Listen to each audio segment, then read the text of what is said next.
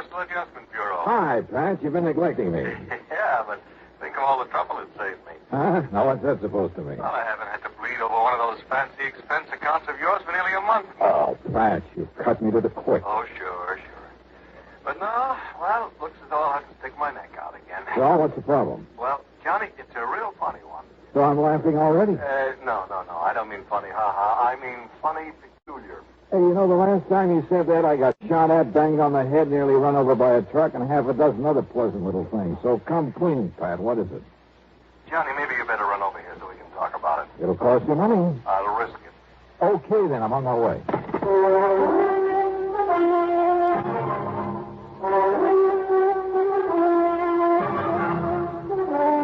Bob Bailey in the exciting adventures of the man with the action-packed expense account. America's fabulous freelance insurance investigator. Yours truly, Johnny Dollar.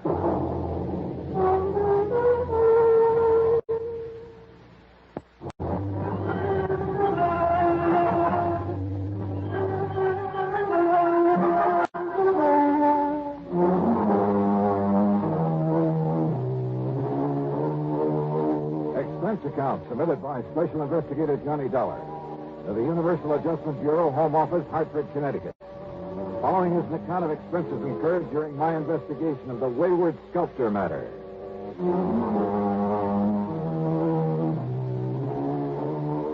Why kid about it? Pat McCracken has handed me some pretty wild cases from time to time, but they've always paid off. So expense account item $1.20 for a cab to his office at Universal Adjustment Bureau. Well, all right, sit down, Johnny. Make yourself comfortable. Yeah. Hiya, Pat. Cigarette? Oh, thanks. Here you are. Oh. Thank you. Well, Johnny, you know that one of our big problems is discouraging and prosecuting insurance fraud. Not only against us, but against the companies we serve. Well, I should hope so. Now, what I've called you about is something that's been going on for a long, long time. Okay. What kind of fraud is it this time? We never know. Huh? Look here. Yeah? A while back, International Life and Casualty received an envelope containing $520 in cash, and with it this note that reads, "Please put this in company treasury. It is money I took from your company on false pretenses. Now I can have a clear conscience." And it was signed Debtor. That's spelled D-E-T-T-E-R. Funny. Yeah, that's what I said to you over the phone. Here's another one. $800 enclosed. The sender identifying himself only as a sorry sinner. More conscience money, huh? Yeah, that's right. People who collected on fraudulent claims or felt they didn't deserve the money they collected. I see. And, Johnny, there have been dozens of them over the years. Most of them have been small amounts, under $1,000. Some of them only $5 or $10. In other words, not worth investigating to see what fraud they perpetrated and when. Yes, exactly. But now, look here. This list of payments anonymously received, all of them from the same person. $833.34 received on July 21st, 1956. Right. $833.34 on August 21st, 1956. Yeah. Same thing, September 21st. Same thing the 21st of every month since. And no letter with him? Only with the first one. Here. You read it for yourself. Lucent Trust and Insurance Company, gentlemen. This is only a beginning against the amount paid out on me last month. Be assured I shall make full restitution if it takes 5 years. Oh, good for him. Or her. I hope it keeps coming in. No, Johnny, I want to know who's sending Well, this. now, Yes, what? yes. Not only the law, but company policy demands that we prosecute anyone perpetrating a fraud. If you can.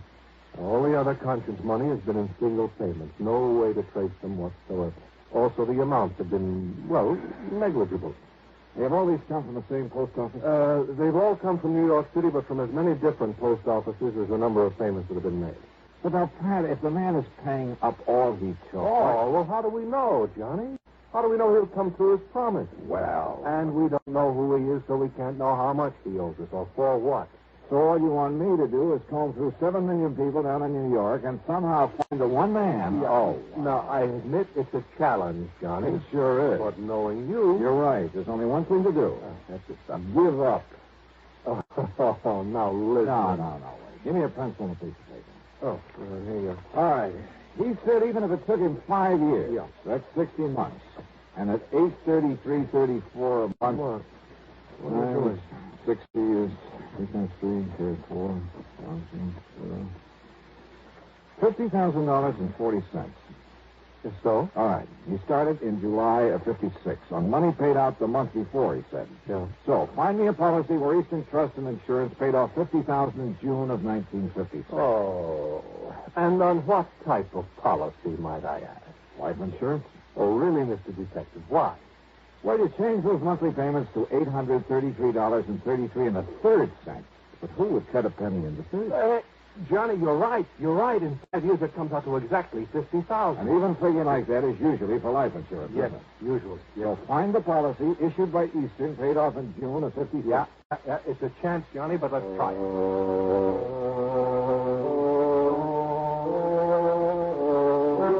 And then suddenly it all began to look too easy.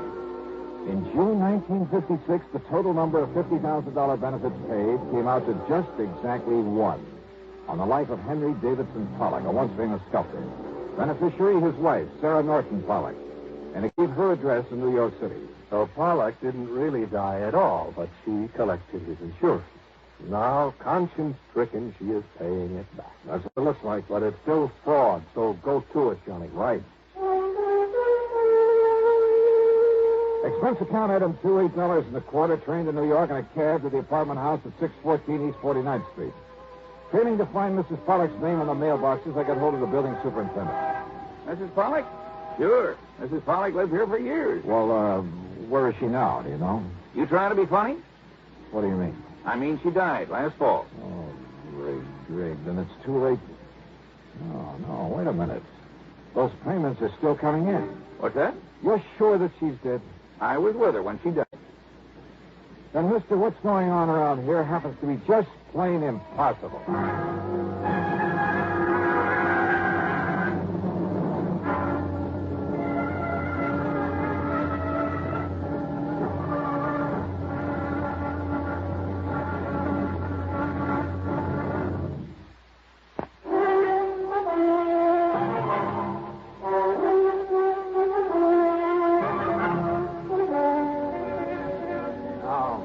Wait a minute. Are we talking about the same person, the same Mrs. Pollock? Mrs. Henry Davidson Pollock. That's it. The widow of the sculptor. That's the one, all right. And he lived here in this apartment, too. That is, before he died. That was back in 56. Left all his money, all his insurance to his wife, though goodness knows why. How did he die? In that big plane crash out over the desert. Don't you remember? Not a single survivor. What kind of a man was he? Oh, kept to himself. Didn't like people much. And his wife? Okay, I guess. She was a lot younger than him. Spent all his money all the time, and he didn't like it. Man like that shouldn't be married. Oh, but he must have thought a lot of her to leave her everything. He just didn't like being married, tied down. Let it interfere with his work. So his death got him out of it and give her some money to spend before she died. But somebody's been paying that money back. Well, you think maybe she suffered a change of heart? Something like that? You think she realized she never deserved what he left her? That what you're thinking? Well, sure, that might have been a possibility. Except for one thing. The money's still coming in. Oh? Hey, is there anybody to whom she might have turned over that insurance? Her give anything to anybody else? Not her, mister. And you're absolutely sure that she's dead? I carried her in off the street after the car hit her. If you don't believe me, ask a doctor. Dr. Jules Maitland over on Park Avenue. Ask the police. Yeah, maybe I will.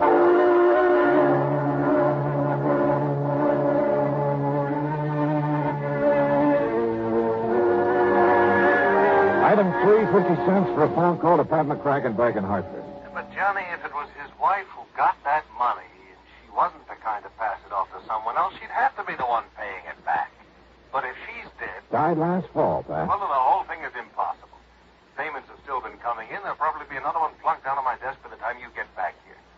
Now, I tell you, somehow that woman must still be alive. So find her. Oh, Pat. Find her, Johnny. But why? Suppose by some miracle she is still alive. Where's the fraud? Look, people don't just hand over $50,000 for nothing. Somebody's conscience is hurting. What other possible reason could there be for sending that money back to us this way? Well, now, wait, just a minute. All right, look, Johnny, I'll be honest with you. Maybe there isn't any fraud, so far as the company's concerned. All right. But you know something, Johnny? This whole crazy thing has me so curious now that, well, even if there isn't any insurance angle to it. Except for the money the company keeps getting Yeah, back. so okay. But, Johnny, I want to know what this is all about. And if necessary, I'll pay your expense account myself. Well, now, Pat, this is the golden opportunity I've been waiting for years. Don't go overboard, Johnny, huh? But find out for me, will you? Who knows? If I can. Item 4, 785 taxi fares. I talked to Dr. Maitland. No, there was no question about it. The woman who had died when a car struck her last fall was Mrs. Henry Davidson Pollock, wife of the sculptor. The doctor had known both of them very well. I checked with my old pal, Lieutenant Randy Singer at 18th Precinct Police Headquarters. He, too, was sure the woman had died. He'd been called in on the case. Then I remembered something the superintendent of the apartment house had said to me about the way Pollock had wanted to get away from his wife. I went over to the New York Times and checked the old newspaper files. Yes, Henry Davidson Pollock had definitely been a passenger on the ill-fated aircraft that perished along with the rest. I even checked the main office of the airline and learned the same thing. So neither Pollock nor his wife could possibly be sending back that money. But then who could? And why? Dr. Maitland had mentioned a little art gallery over on 3rd Avenue, the only gallery that Pollock had ever dealt with directly. The owner of the gallery was a nervous little man by the name of Walter Besson. No, Mr. Dollar. Strange as it may sound, I never met Mr. Pollock. But I thought you were the only outlet for his sculpture. Very true, very true. But he was a man who stayed very much by himself, abhorred the public eye, so to speak. Yes. Well, now, nevertheless, you must have. You see, it was his wife who always brought his works in here for me to sell, and was always very sure to collect the money for them. Quite frankly, I doubt if Pollock himself ever saw much of the money that resulted from his artistry. Were his sculptures worth very much, Mr. Besson? Mr. Dollar, I have yet to find anyone who has seen his work without wanting to possess some of it. It's beautiful, exciting. Oh? In addition to his superb technique, his originality of design, there was a subtle charm about everything he did that was, well, irresistible. Look here, the only one I have left. Fawn at play. Isn't it? Yeah, I see what you mean. Yeah. It's such a little thing, but what's the price of it? $15,000. But now, wait. Here, this one over here. It is not a Pollock, Mr. Dollar. What? Well, look, I'm not an expert on these things, but it seems to me as though it has the same, well... Yes, the same style, the same charm, the same delicacy of line. It, too, is a fine work of art. And if I chose, I could pass it off as a genuine Pollock. But it isn't. Then who did it?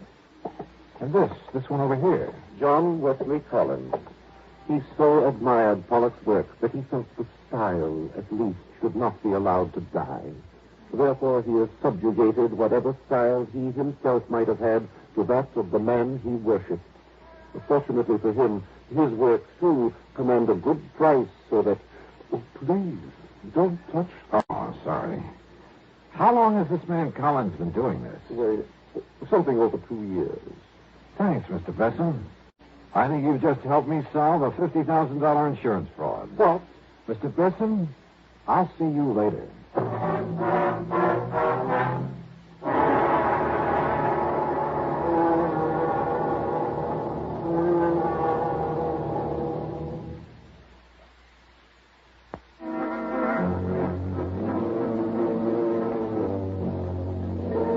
walked out the front door of the little art gallery on 3rd Avenue.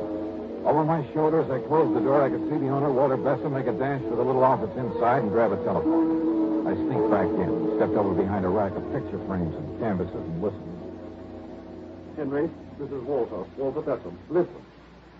No, listen. Something has just happened that... Well, there was a man here, Johnny Dollar, some kind of insurance investigator, so you... No, you mustn't. But if he comes back here... Very well, I'll unlock the back door for you. But are you sure you... Hello, Henry? Henry?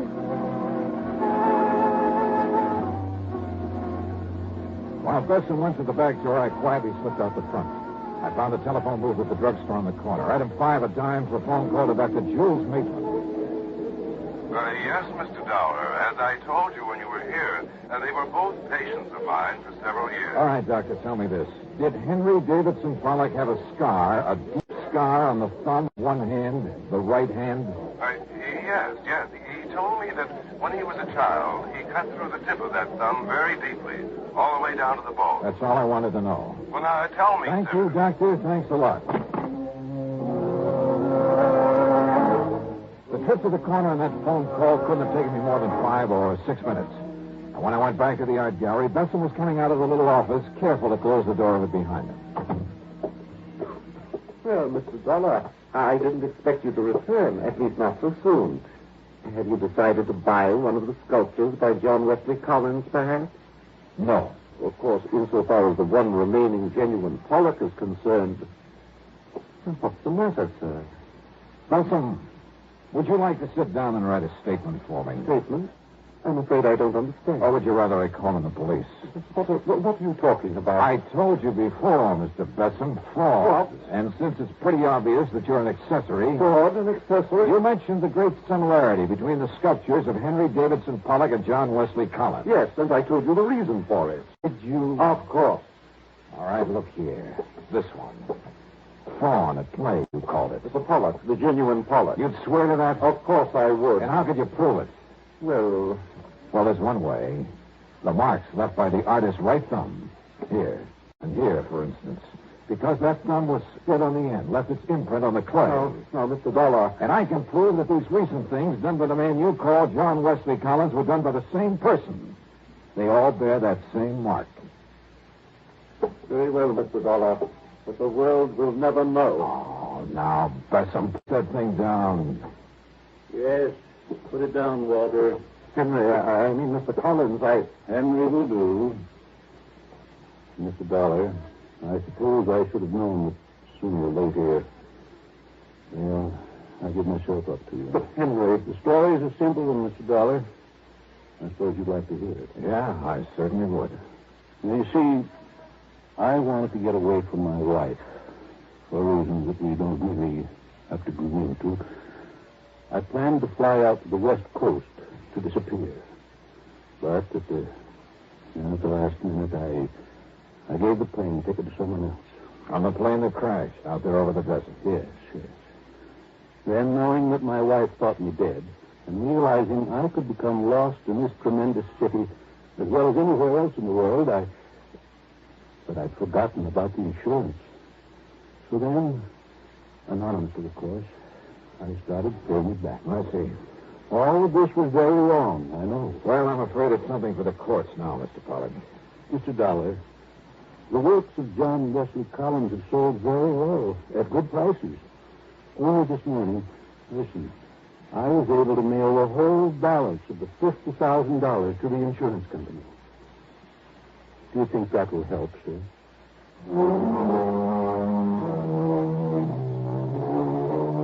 So, Pat, there you have it. And you can take whatever action you may think is necessary. Pollock is waiting for the company or the courts or whoever. And Walter Besson is too scared to go anywhere. As for the expense account, I think the company can afford it. The total, including the trip back to Hartford, is $26.15. Yours truly, Johnny Dollar.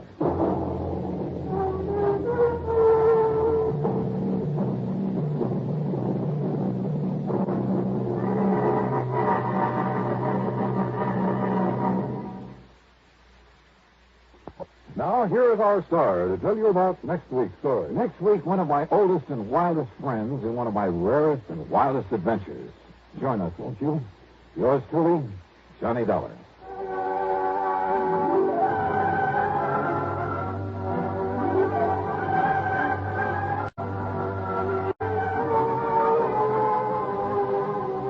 Yours truly, Johnny Dollar, starring Bob Bailey, originates in Hollywood and is written, produced, and directed by Jack Johnstone. Heard in our cast were Herb Vigran, Edgar Barrier, Carlton G. Young, Will Wright, and Lawrence Dobkin.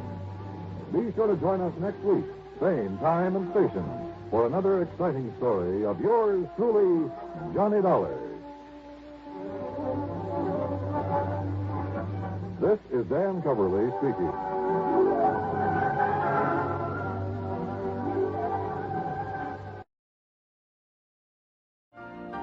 You've been listening to the OTR Gold Network. Find more classic radio at otrgold.com.